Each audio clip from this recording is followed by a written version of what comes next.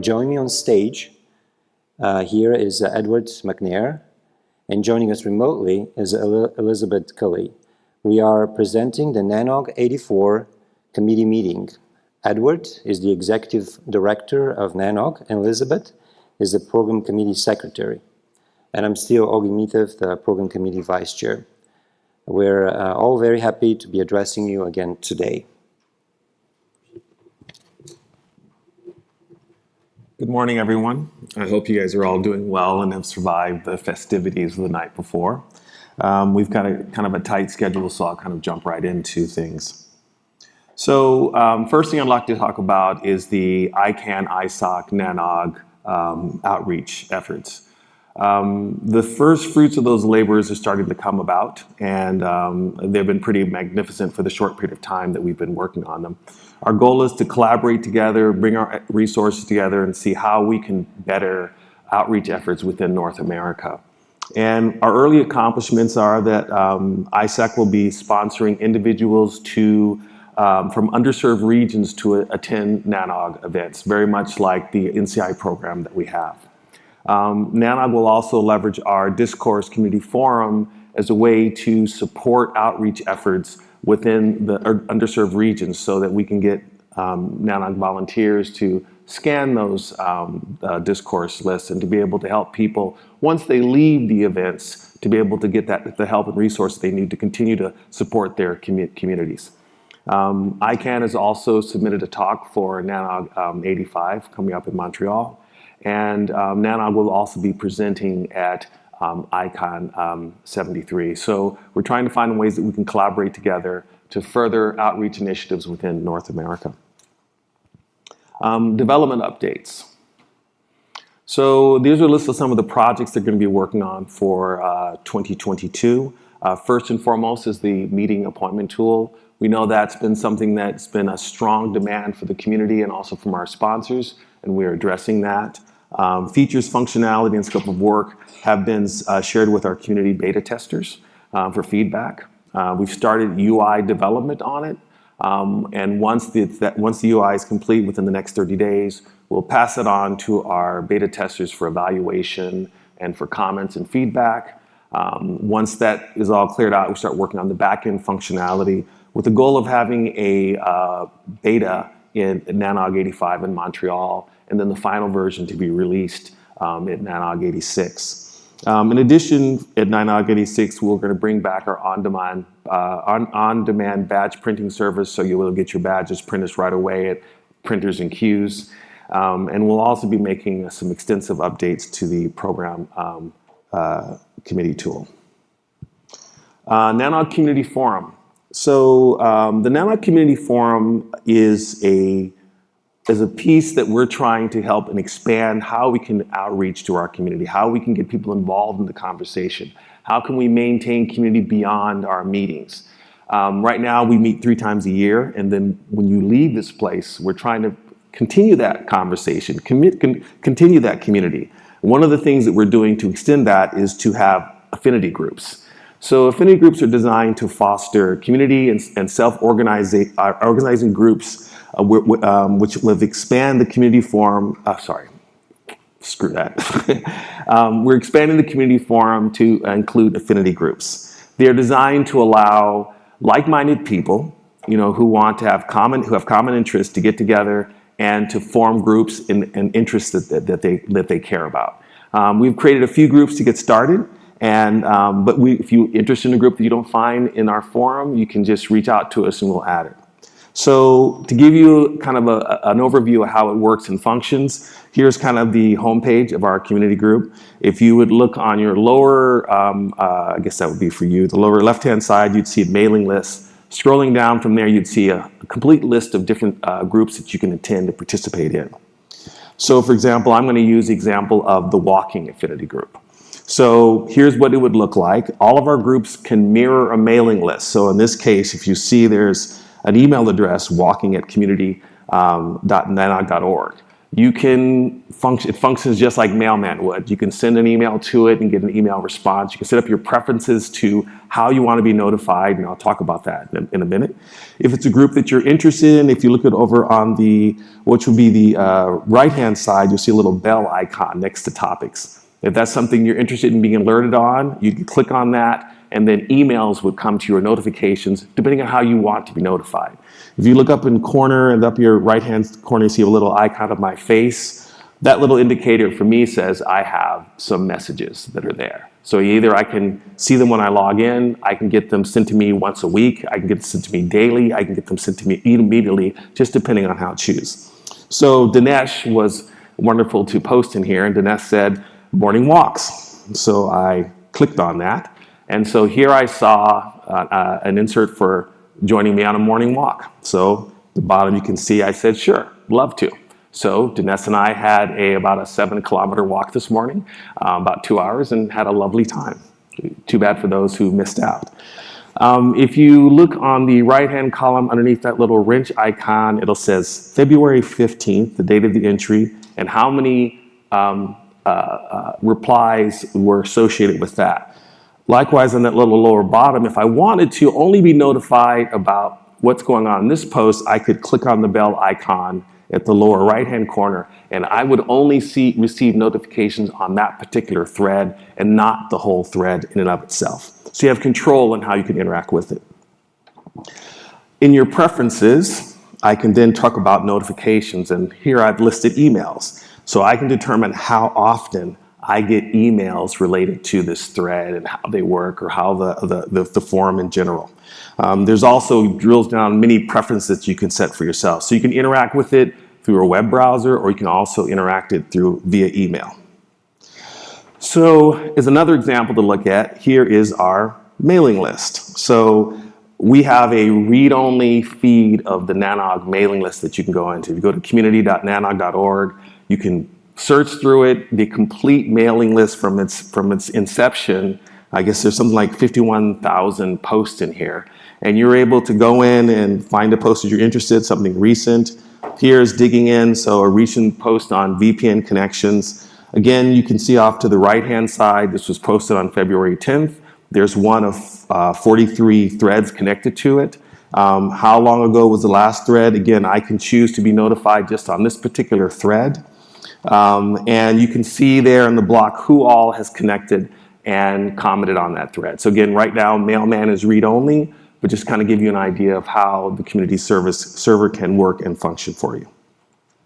So the affinity groups that we have starting out will be events and social gathering, women in technology, diversity in tech, coffee, kids, LGBTQT+, running, walking, whiskey connoisseurs, yoga, automation, DNS, IRRD, RPKI, and security.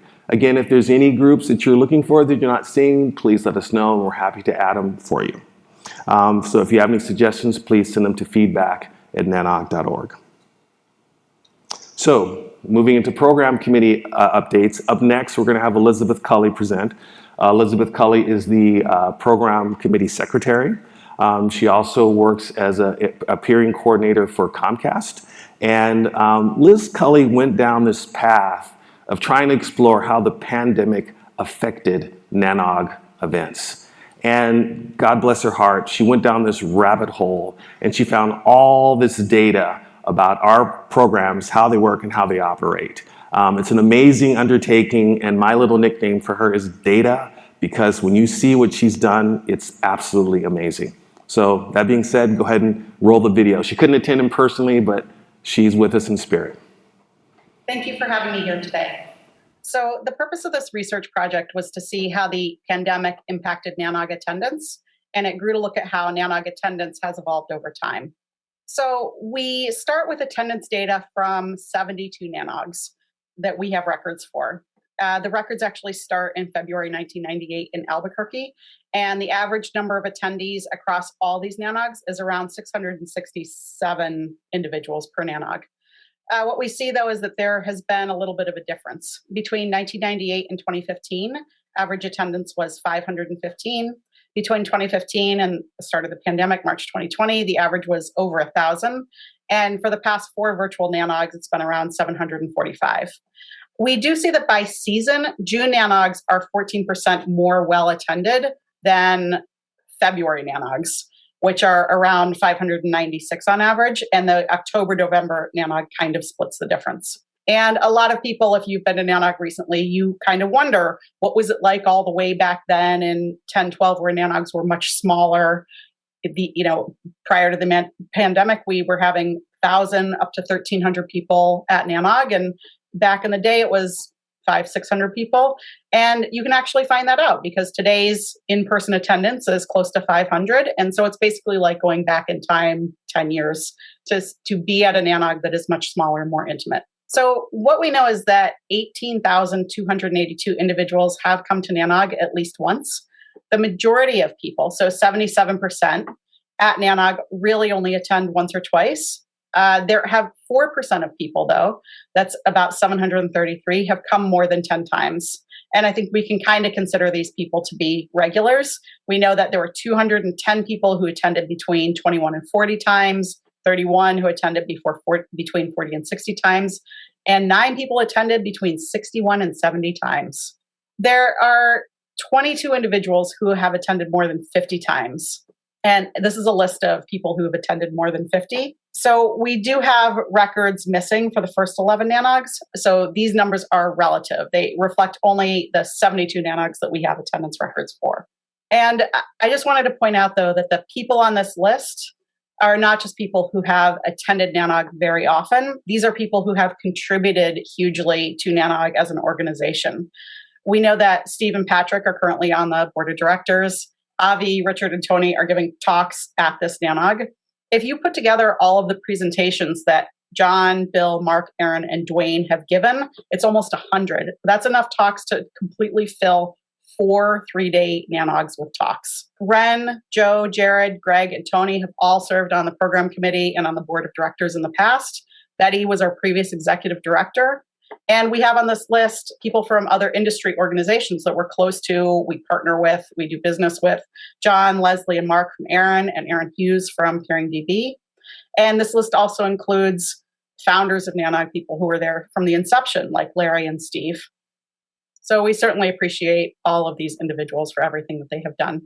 So if you're at a NANOG, though, while 75% of people do really only come once or twice, if you are at an NANOG and you meet somebody, it is more likely that they will have been to NANOG several times before. Looking at data from the past 3 years, 9 NANOGs, an average of 63% of attendees have attended before and 37% are first-timers. That first virtual NANOG was inverted from the norm, with 63% first-timers and 37% of returnees. And since then, the average number of first-timers has remained consistent while the numbers of returnees has fallen. And sometimes you hear the question asked, as people look around and say, how many people here at NANOG are here to watch the speakers and really attend the conference versus how many are here to do business and socialize? And this chart, I think, kind of answers that question. Because if we look at previous to the pandemic, when we were there in person, we had an average of around 750 returnees. And after the pandemic, when we were really just virtual, it's around 500 returnees, which is a drop off of around 250 individuals. So they dropped off because, obviously, during virtual NANOG, it's much more difficult to socialize and do business. So 250 individuals across, we don't know the total number, but it ranges from around 25 to 40% could have been of the attendees who were attending previously, no longer attending, were in theory there to socialize and do business. So NANOG has been hosted in 38 different cities in North America. This is the 35 cities that we actually have attendance records for. The most frequently used city is San Francisco, which we were at 6 times, followed by Atlanta 5 times, Ann Arbor 4 times, Washington, D.C. 4 times, and San Jose 4 times. And what you're looking at here, this graph is showing the y-axis, the vertical is showing the average number of attendees at this site, and the number on top is the number of times that we are at this site. So you can see that the virtual NANOG had the most attendees total with over 1,000, and we had 4 virtuals. San Francisco, we had just under 1,000 on average, and we've been there 6 times. Chicago, we had 750, and we've only been there once. So that is basically how to read this chart. Of the 18,000 attendees who attended, they represented 4,781 different companies. This data is really the most surprising that I was able to pull out of the attendance records. 18% of attendees, that's 3,340 individuals, had at least one instance where they specified no company affiliation, meaning they attended NANOG without saying who they were representing at that point. That's 12%. That's 5,990 instances of attendance where no company was specified. And I think this is really interesting, and it's something I'd actually like to dig into a little more. Why did this happen? Did this happen because people couldn't be bothered to put their company down, or people really attending NANOG without even doing it for their company or place of work? I think it's an interesting question. So these are the companies that most often send representatives to NANOG. Every incremental number here is not an individual, it's an instance of attendance by an individual. And these are companies that we all know and work with and work for: Vianet, Cisco, NTT, Juniper. And we certainly appreciate all these companies who do send their people to NANOG. So there were 247 different colleges and universities that have been represented at NANOG. The University of Oregon had the most instances of attendance, followed by the University of Colorado at Boulder and USC. There are at each NANOG an average of about 18 different schools in attendance at NANOG. So in total, across all NANOGs, there have been 1,711, it's about 3%, 3.6% of attendees who are there from a college or university. And then just looking more closely at the past 5 years, both total numbers as well as a percentage of attendees have fluctuated. So here on the left, we're looking at the total number of attendees for the past 5 years, averaging around 30 prior to the pandemic. That first virtual, really, we got a huge jump to 124 attendees from a university. And then since then, it's down to around an average of maybe 30. And then on the right, we have percentages. And we can see that first virtual NANOG, where we had 124 university students, that accounted for almost 6% of all attendees at that NANOG. You can see that number has kind of fallen off since then to about 2%. So the number of colleges and universities represented at each NANOG fluctuated. And so this chart is showing how many. We can see that prior to the pandemic, there was a peak of about 16 schools represented. Well, let's ignore the 65 different schools that were represented in the first virtual NANOG. But afterward, there have been, really, even ignoring the 65, actually a peak of 31 different schools per NANOG. And at the last NANOG, NANOG 83, there were 9 different schools and universities represented. So finally, I wanted to talk about NANOG sponsors. So there have been 56 host sponsors of NANOG, and we absolutely appreciate the support of every sponsor that we have. 13 sponsors hosted more than once. And I wanted to kind of draw out here, I put red asterisks next to companies that they either no longer exist, they have been bought, they've changed names for whatever reason, they're not around anymore. And there was a debate about, should we leave the name of these companies on as is, or should we change them to whatever they turned into? And I think it's actually more interesting this way. As we look back at the companies that have sponsored NANOG, it's a little bit of a throwback into time. So that's it. I hope that you guys have gotten something out of this presentation, and I look forward to seeing everybody at future NANOGs. Thank you.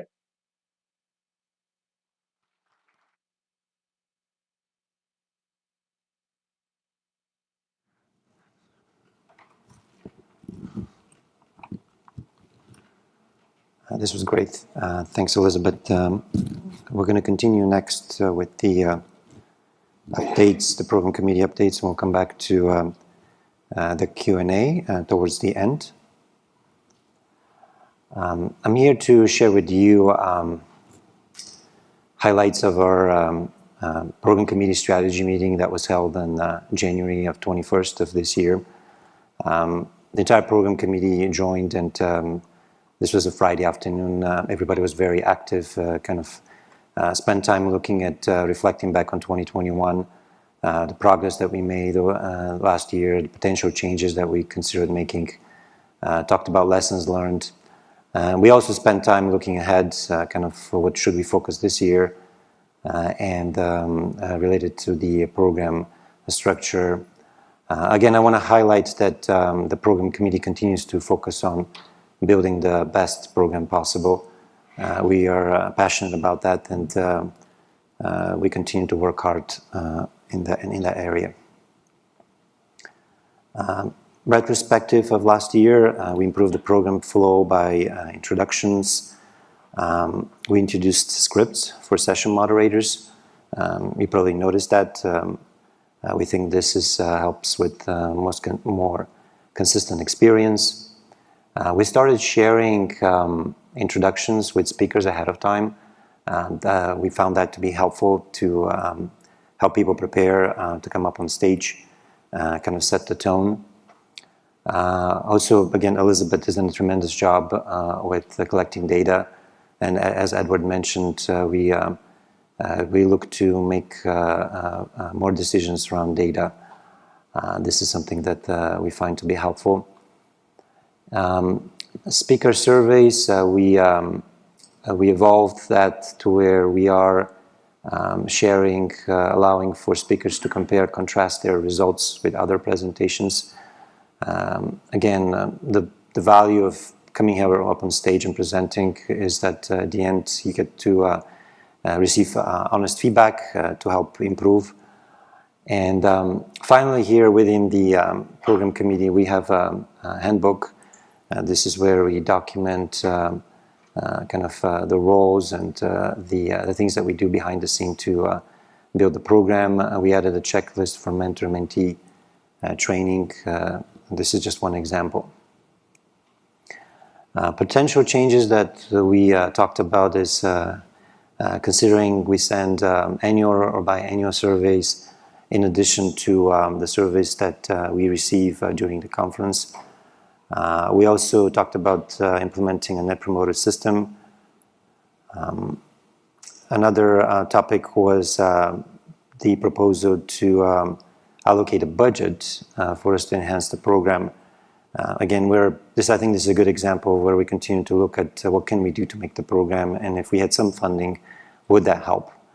So we're working closely with the board to hopefully get approval for that. In addition, automation is key for us to be faster and better at what we do. Again, behind the scene, the process is where if you submit a talk, a member of the program committee is assigned, and that person helps you through the steps you have to follow for reviewing the talks. And there is a step there with voting. Every member of the program committee has to vote. And we found that if we have a way to notify on a regular basis members of the program committee, they'll be more active in voting for talks, so we can submit talks early on. And finally, we are, as updates are made to talks, to actual presentations, we're looking to ways to highlight that talk needs to be revisited. And again, this is another way for us to streamline the process of voting. Lessons learned, quick observations on hybrid meetings. We continue to strive and do our best to manage in person versus pre-recorded. Obviously, we have an interest to have people in person when possible. Also, I think we found a good way to balance with remote and in-person Q&A and with all the technologies that we have available. Related to panels, we decided that either we're going to do a panel here in person or either fully remote. We're not going to try to do a hybrid. And we're also looking to start additional subcommittees within the program committee so that we can kind of have more focused groups on certain areas and empower more the program committee members. And finally, planning ahead. We talked about specific themes for upcoming NANOG meetings, but as requested popular topics. Again, an example is for our next NANOG meeting in Montreal. June 6th is the 10th anniversary of IPv6 launch, so that's going to be a big one for us. Starting to look at presentations beyond just tech talks, but more around helping develop soft skills. We found those to be well received in the past, so we'll continue to work on that. And one small change we plan to make is where we'll make it easier for you to see as an attendees if somebody's going to be presenting in person versus being virtual. Now we're going to move into polls.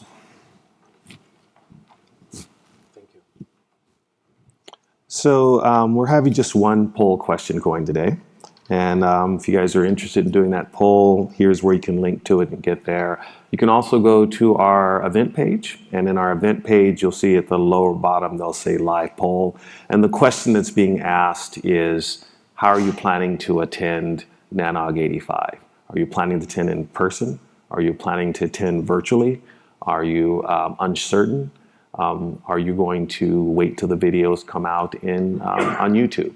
So just to get a feedback from there, the poll won't appear on screen here, but if you go to our website, you'll be able to see those live poll results, which opens up, because we had a really compressed time, which open up for a little bit of time for Q&A if anyone has any questions for Augie or myself.